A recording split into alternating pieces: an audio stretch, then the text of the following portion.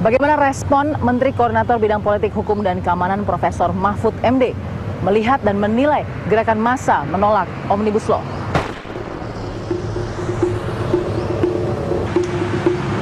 Saya bersama dengan Menko Polhukam, Prof. Mahfud MD. Prof, apa kabar?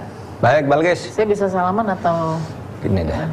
Oke, baik. Jadi, Prof, terima kasih waktunya. Kita di awal tahun ini cukup berat ya, Prof ya. Banyak sekali yang harus dihadapi ujian-ujiannya. Terus kemudian ini ada lagi gerakan massa yang pasti juga Prof sudah sedikit banyak amati. Iya, ya.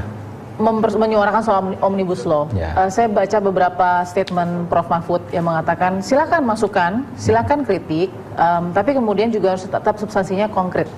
Apa sih Prof dari harapan substansi konkret yang harusnya ada di gerakan massa Omnibus Law ini, menolak Omnibus Law? Rancangan undang-undang sudah jelas dilempar ke masyarakat. Nah, itu dibaca lalu mana yang dianggap bermasalah. Saya mengidentifikasi masalah itu ada 3.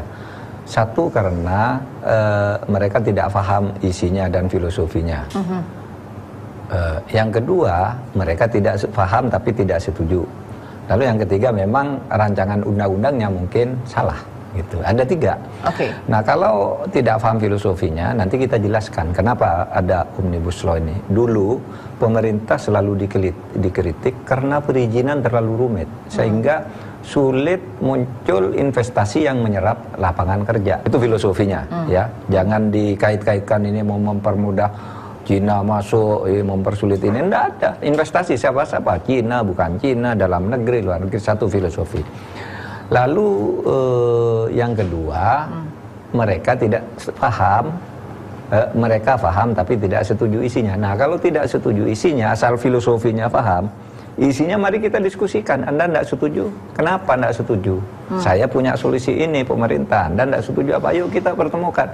Kalau Anda benar, pemerintah ambil, kan gitu. Itu namanya proses perundang-undangan di dalam negara demokrasi. Oleh sebab itu tidak ada masalah. Lalu yang ketiga, memang undang-undangnya itu ada yang salah. Misalnya bahwa PP bisa mencabut isi undang-undang. Nah, itu ya pemerintah harus mengakui bahwa itu dikeluarkan saja, itu tidak bisa jadi isi undang-undang. Sebagai pakar hukum tata negara juga, Prof, menurut Prof ya, dari sekian banyak, ada yang benar-benar di luar akal hukum nggak sebenarnya? Apa isi? Ya, isi. Ada nggak yang benar-benar, aduh ini nggak, sama sekali nggak? Ada. Misalnya? Yaitu pasal 170 itu, bahwa ketentuan pasal 169 bisa dicabut dengan peraturan pemerintah. Itu kan di luar nalar hukum, berarti salah. Saya katakan di sidang kabinet, kalau ini salah dong, nggak usah mencari alasan bahwa ini apa gitu, bahwa ini keliru ketik karena salah inputnya, itu kan ketikannya jadi salah juga. Kan gitu. Komitnya teman-teman buruh dan mahasiswa akan terus dari mulai Gejayan, Getol, Jawa Timur, dan kemudian teman-teman buruh di Subang, Kerawang, Jakarta, Cikarang sekitarnya. Kita akan tetap aksi ini, Mbak, gitu ya, sampai nanti entah tanggal 23 atau 24 ketika paripurna dilakukan. Dan ujung-ujungnya, kalaupun celah itu tetap ada, kan santai-santai saja ya, Prof ya, tetap damai saja. Tapi kalau sampai nggak ada celah itu, angin segar itu ternyata misalnya ya hanya narasi saja, mereka bisa sampai ke titik ekstrem pemogokan nasional. Saya pastikan celah itu akan dibuka, nanti DPR akan buka itu, dan DPR sendiri kan juga sudah membuat masalah yang dipersoalan ke pemerintah kan sekarang. Nah, kalau ada yang mau terus demo juga boleh. Saya kalau tidak jadi menteri ikut demo, ayo saya ini gitu, bisa. Saya juga dulu jago demo. Mas takut pada demo. Jadi artinya nggak mau sampai ada pemogokan nasional karena kan diharapkan tidak akan berpengaruh kan pasti, Prof. Iya. Kalau sampai ke pemogokan nasional janganlah gitu. Mari kita bicara baik-baik. Kita juga tahu ada beberapa aktivis-aktivis yang mungkin juga berkoordinasi ya terhadap jajaran mereka untuk kemudian melakukan aksi ini. Boleh atau tidak mereka diintimidasi menurut Prof? Diintimidasi? Siapa yang mau mengintimidasi? Kelompok massa datang ke kantor buruh. Ngelapor ke Prof? Apanya aparat mengintimidasi mereka? Bukan, kelompok massa datang kemudian menolak mereka untuk melakukan, memberikan suara aspirasi untuk menolak Omnibus Law atau protes terhadap Omnibus Law. Iya, enggak apa-apa. tidak akan diintimidasi. Mereka mau mengintimidasi aparat atau apa? Mereka merasa diintimidasi beberapa aktivis. Enggak, bilang aja ke saya siapa gitu. Langsung, iya. Oke. Jadi Prof bilang langsung ke saya, nanti saya panggil atasannya. Saya beritahu itu keliru. Ini negara demokrasi. Baik, Prof Mahfud terima kasih. Bagus. Belum juga selama mengawal proses penolakan terhadap RUU Omnibus Law dan juga mengkoordinasi gerakan massa di beberapa titik di Jakarta, salah satu aktivis buruh Nining Elitos mengatakan mendapat beberapa teror dan juga pengawasan dari pihak-pihak yang belum bisa ditentukan siapa yang menyuruhnya. Salah satunya dengan insiden kantor Kasbi yang didatangi oleh sekelompok massa tidak dikenal melakukan pembakaran tepat di depan kantornya. Seperti apa kejadian itu dan bagaimana perjuangan mereka? Ikuti saya.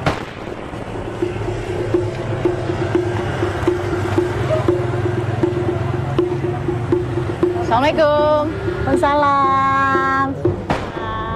Mbak Nining. Ya, gimana? Mbak Nining Elitos, terima kasih Mbak Nining. Terima kasih, sama-sama. Sebagai ketua dari Konfederasi Kongres Aliansi Serikat Buruh Indonesia. Oke, Mbak Nining, ini adalah kantor pusat ya. Kita sempat dengar Mbak Nining bisa ceritakan mungkin apa yang terjadi beberapa waktu lalu. Di tengah-tengah Mbak Nining juga melakukan proses pengawalan dan membantu juga pergerakan massa ya, buruh ya, teman-teman buruh untuk kemudian tetap melakukan aksi unjuk rasanya. Apa sih yang terjadi di depan pintu gerbang kantor pusat Kasbi? Ada sekelompok orang yang kita tidak kenal gitu, masih muda gitu ya. Ada beberapa yang dewasanya tiba-tiba melakukan aksi langsung pembakaran ban, dan ban Dimana itu sih, Mbak, sebenarnya? Sebenarnya kalau pembakaran bannya itu Di terjadi depan sini? pas Itu di depan pintu gerbang. Pukul berapa? 10.30-an Pagi. Pagi. Jadi Dan ini adalah ban yang salah satu dibakar. Ban dibakar ini ban yang dibawa mereka atau masa yang tidak dikenal ini atau bagaimana? Iya, ini bawaan dari masa yang kita tidak kenal gitu. Oke, jadi pembakarannya di mana Mbak Nining? Kalau pembakarannya tepatnya sebenarnya di depan pintu gerbang Konfederasi Kasbi ya, di sini dilakukan pembakarannya. Ada permisi dulu nggak kemudian ke kantor Kasbi? Sebenarnya sebelum masa itu datang, karena di kantor sekretariat Kasbi kan memang lagi sepi gitu ya, dia ada salah satu orang melakukan komunikasi telepon kepada sekjennya Kasbi. Waktu itu bertanya kepada apakah Kasbi ada kegiatan aksi. Dia menjawab itu tidak ada. Oh bukan, kami yang akan melakukan aksi di depan kantor Kasbi kayak gitu. Dia kawan sekjen kaget, ditanya dari mana, organisasi apa, dia tidak menjawab. Nanti kita ketemu di sana saja gitu loh. Gitu. Sempat nggak saksi mata di kantor Kasbi? Pastinya ya, pengurus dan pembina juga dari Kasbi mendokumentasikan juga kan, pasti kan, tapi tidak banyak yang bisa diambil. Ya sebenarnya ada. Atau kondisinya bagaimana saat itu psikologisnya? Sebenarnya secara psikologis karena ini kaget dan dia memang tidak punya kesiapan gitu ya. Jadi dia memang yang ada di sekre Kawan Darto ini tidak berani keluar langsung karena dia melihat langsung ada pembakaran dan kemudian sudah ada asap kayak gitu. Tidak ada komunikasi, hanya ada orasi saja. Ada orasi dengan asap gitu. Jadi dia ngambil videonya itu dari dalam kayak gitu. Nah itu ada bentuk intimidasi lain nggak? Mungkin kalau dari klaimnya Mbak Nining nih, yang terjadi selama dari mulai Februari tadi. Iya, sebenarnya dalam aksi-aksi kami ini sebenarnya yang mendapatkan intimidasi ini tidak hanya kepada pengurus pusat saja. Kawan-kawan kami, anggota kami di level pabrik gitu ya, di kota-kota itu juga didatangi gitu. Kalau menurun massa tidak boleh besar kayak gitu kan. Ya tidak perlu banyak orang kayak gitu. Toh juga RUU Cilaka ini adalah untuk kepentingan lapangan pekerjaan. Padahal kan sejatinya Omnibus Law ini imbasnya kan tidak hanya kepada buruh yang bekerja di banyak pabrik sektor industri lain, tapi sektor-sektor lain gitu ya, termasuk generasi muda, pelajar dan mahasiswa ke depan tidak punya kepastian kerja, tidak punya lagi perlindungan hukum, ini akan semakin mengancam kehidupan rakyat kan gitu. Sebenarnya gini, salah satu juga yang menjadi tantangan ya untuk saat ini kan yang kemudian bersuara, kita lihat buruh dan mahasiswa. Dan mungkin masyarakat yang sudah aware adanya Omnibus Law. Catatan Omnibus Law sendiri sebenarnya pegang nggak sih Mbak Nining yang sudah ibaratnya ini yang mesti diperjuangkan. Iya, kita dari 76 sekian undang-undang. Dari 79 undang-undang gitu ya. 76 berubah. Karena waktu itu kan awalnya 84 terus berubah jadi 80 terus jadi 79. Saya nggak tahu berubahnya hari ini, tapi setahu saya terakhir itu 79 undang-undang. Berbagai macam sektor gitu ya. Terus kemudian sektor khusus ketenaga kerjaan saja itu luar biasa tebal, dan kemudian dari 1028 halaman itu gitu. Kita bisa lihat, mungkin punya. Boleh kita mendokumentasi dan kemudian membuatkan ini. Boleh kita lihat. Jadi Kasbi punya nih, nggak cuma. Karena gini, Mbak Nining, banyak yang selalu katakan bahwa buruh hanya demo aja, nggak ngerti isinya, kemudian tidak dipelajari dulu dan lain-lain. Pasti banyak. Iya, orang yang berstatement kayak gitu kan hal yang dalam ruang demokrasi hari ini mungkin orang tidak tau apa yang sudah kita lakukan, apa yang sedang kita kerjakan gitu kan gitu. Inilah kalau Omnibus Law, Omnibus Law RUU Cipta Lapangan Kerja. Jadi ini di sektor tenaga kerja. Yang dikompil oleh yang ini ke Kasbi. Nah, apa yang coba disuarakan dari buku setebal 1028 halaman soal ketenaga kerjaan? Ya, pertama menjadi catatan kita adalah di mana pertama persoalan proses ya, yang memang tidak ada ruang demokratisasi terhadap rakyat gitu ya gitu. Terus kemudian ada berapa pasal yang dicatat oleh Mbak Nining? Kalau di sini ada 165 pasal. Ini kekhawatiran kita, ini kan tidak hanya kalau kita bicara ini baru di sektor tenaga kerja, tapi kalau kita baca di sektor-sektor lain bukan mengkhawatirkan, memang ini mengancam bagi kita semua. Bukan gitu, khawatir lagi levelnya, tapi sudah mengancam bagi seluruh rakyat. Jadi ini kan belum semuanya nih Mbak Nining. Iya, tadi betul. ada berapa pasal yang 165 pasal. Tapi yang sekarang digarisbawahi untuk diperjuangkan. Ya, pertama kita bicara gini, negara seharusnya menjamin bagaimana melindungi seluruh tumpah darah Indonesia. Artinya termasuk rakyat di sana. Nah, kalau kita bicara konstitusi negara harus menjamin pekerjaan dan penghidupan yang layak bagi kemanusiaan. Artinya tidak ada lagi bagaimana negara mengamini tentang persoalan sistem kerja magang, outsourcing, kontrak. Itu kan ketika ini diamini dan kemudian semakin diliberalisasikan gitu, ini artinya negara mengamini tentang perbudakan manusia di atas manusia, kan gitu. Mbak Nining, suara ini kita dengar dan sudah cukup terdengar beberapa kali, karena kan selalu berkala ya aksi unjuk rasanya. Mudah-mudahan itu jadi awareness dan pilihan masing-masing untuk menolak atau tidak. Itu kan dikembalikan lagi kepada publik ya. Tapi Mbak Nining, dengan adanya intimidasi atau mungkin dugaan teror atau mungkin aksi unjuk rasa yang tadi kita lihat ada buktinya tadi ya, pembakaran ban yang ada di depan kantor Kasbi. Ada nggak rasa ingin stop untuk bersuara pada saat itu? Kami tidak pernah merasa sedikit pun untuk berhenti bersuara. Justru kami meyakini kenapa ini ditekankan kepada kami. Artinya ada hal yang besar, kepentingan kelompok segelintir orang yang kemudian ingin memuluskan ke bagaimana mengeksploitasi sumber daya alam dan sumber daya manusia kita. Sehingga kita sampaikan ketika teror pada tanggal 17 Februari itu, kami menyampaikan dirilis kepada media, kami menyampaikan kami tidak akan merubah sikap kami apapun, walaupun harus kami ditembak pun gitu ya, kami akan tetap melakukan penolakan Omnibus Law gitu, tetap akan melakukan penolakan. Ya, kami tetap melakukan penolakan Omnibus Law RUU Cilaka secara keseluruhan. Mbak Nining, terima kasih. Mudah-mudahan selalu sehat untuk memberikan aspirasinya dengan teman-teman yang ada di Kasbi ya.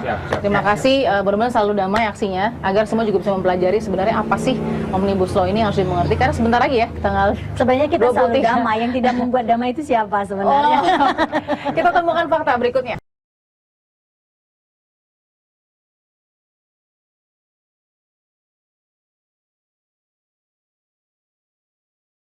Saya bersama dengan Bang Ali Mohtar Ngabalin, tenaga ahli staf kepresidenan. Bang Ali, apa kabar? Alhamdulillah, lama sehat. baru jumpa. Lama baru jumpa ya? Tapi sehat ya Bang? Oh, sehat walafiat, alhamdulillah. Oke, kita konsentrasi sekarang, meskipun masih banyak konsentrasi dan fokus pemerintah juga kepada penanganan dan pengendalian corona atau pandemi corona yang sudah disebutkan WHO juga. Kita juga konsen kepada pergerakan massa yang ternyata juga tidak terdengar hanya sayup-sayup, karena mereka masih lakukan gerakan-gerakan massa ini di beberapa pelosok Indonesia ya. Kita lihat ada hashtag Gejayan Memanggil, kita lihat ada hashtag Getol Dia Punya Jawa Timur. Satu pertanyaan besar juga Bang Ali adalah sebenarnya siapa sih inisiator naskah rancangan undang-undang ini? Karena kan tadi Abang bilang ya, ini kan semuanya masuk nih, dari pemerintah bisa, dari DPR bisa, dari masyarakat bisa. Tapi kan kita ingin tahu sebenarnya inisiatornya siapa? Karena inisiator rancangan undang-undang Omnibus Law dibuat, pasti ada drive-nya, ada dorongannya gitu. Nah di meja kerja istana tuh sebenarnya menerima itu siapa sebenarnya inisiator utama dari Omnibus Law?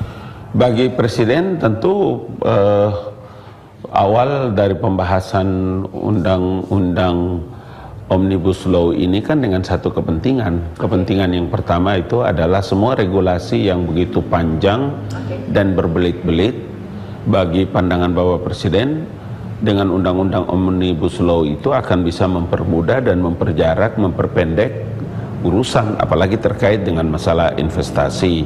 Presiden punya satu rancangan, punya satu agenda besar yang disebut dengan Foreign Direct Investment.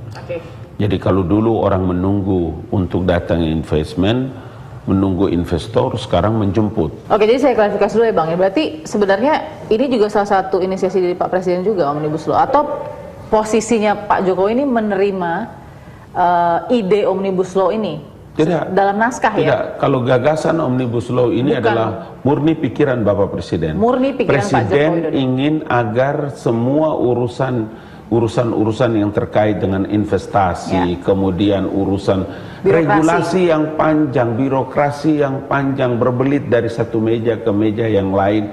Sebagai seorang bekas wali kota beliau tahu, sebagai seorang bekas gubernur beliau pasti tahu. Ya, kalau bisa dipercepat kenapa harus diperlambat? Kalau bisa diperpendek kenapa harus diperpanjang? Kalau dipermudah, kalau bisa dipermudah kenapa harus dipersulit?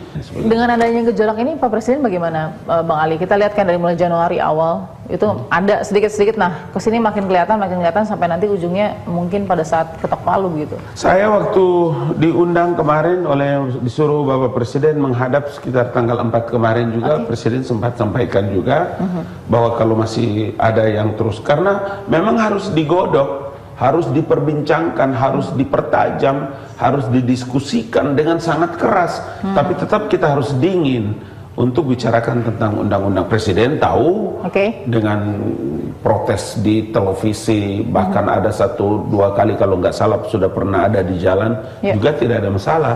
Kan namanya juga ini draft, namanya juga ini naskah, namanya juga ini masih dalam batas-batas orang berdiskusi untuk bisa menemukan undang-undang yang baik dan benar. Kalau ada ruang itu, artinya ada ruang rapat dengar pendapat dong. Ada RDP gitu ya Bang. Abang sudah berpengalaman di situ. Kalau sudah ada RDP, terus kalau memang semua diundang, semua stakeholders ya, buruh, mahasiswa dan lain-lain, pekerja, karyawan dan lain-lain, kementerian-kementerian sudah diundang, kok masih ada protes? Ini yang pertanyaan juga. Gini. Sekarang kan dilihat ya, umpama undang-undang cipta lapangan kerja. Maka pasti ada buruh yang diundang, pasti ada organisasi buruh yang diundang, pasti tenaga kerja yang diundang. Apa yang mau saya katakan dari contoh ini, itu artinya bahwa semua kepentingan, semua stakeholder ada diundang dan dibicarakan terkait dengan pembahasan undang-undang. Poin nomor 2 tadi abang katakan soal buruh, mempermudah proses buruh untuk kemudian mendapatkan kepastian kerja, itu buruh kita atau buruh luar negeri begitu Bang? Buruh Indonesia, dia tidak boleh susah, dia punya hak-hak harus diperhatikan. Tapi masih banyak. UMR-nya harus segera siap. Tapi masih banyak outsourcing Bang. Itulah yang dalam pembahasan Omnibus Law ini harus jelas. Maka itu mereka harus hadir dalam RDP, mereka harus siapkan dia punya draft. Kalau ada yang outsourcing, kenapa bertahun-tahun, kenapa pabrik tidak memberikan perhatian mereka, kenapa pelaku usaha tidak memberikan hak kepada mereka, kasih jalan, bicarakan, buat undang-undangnya, tidak ada yang salah. Ini negerinya kok, untuk apa kita ragu? Gitu. Bang Ali, terima kasih. Terima kasih. Terima kasih, saya selalu ya Bang ya. Insya Allah, doakan. Baik, kita akan temukan fakta berikutnya.